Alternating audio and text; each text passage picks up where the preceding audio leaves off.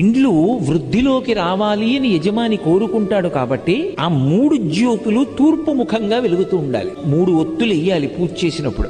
3 జ్యోతులు వెలుగుతూ ఉండాలి పూజ జరుగుతూ ఉండగా. ఇంకొక ముఖాన్ని చూడకూడదు, తూర్పు ముఖంగా వెలగాలి 3 జ్యోతులు. వెలుగుతున్నప్పుడు దీపం వెలిగించగానే అది మంగళ దీపం, అది ఈశ్వర స్వరూపం. బ్రహ్మ విష్ణు మహేశ్వరులు ఆ దీపాలుగా ఉన్నారు. ఇక వాళ్ళు ముగ్గురు తప్ప వేరొకటి లేదు లోకంలో. అటువంటి దీపపు సమ్మె ఏది ఉందో దాని మీద పసుపు కాని, కుంకం కాని, అక్షతలు కాని, పువ్వు కాని ఉంచాలి. ఎందుచేత అంటే మంగళ దీపము ఉంటుంది, అమంగళ దీపం అని ఒకటి ఉంటుంది. నేను దాని గురించి ప్రత్యేకంగా చెప్పక్కర్లా. ఎవరైనా వెళ్ళిపోయారనుకోండి, పార్థివ శరీరం ఒక్కటే ఉండకూడదు, అందులో జ్యోతి వెళ్ళిపోయింది. అందుకే ఏం చేస్తారంటే పడుకోబెట్టి తలకట్టున ఓ దీపం పెడతారు, దానికి మట్టు మీద పసుపు కుంకాలు వేయరు. ఇది అమంగళ దీపం.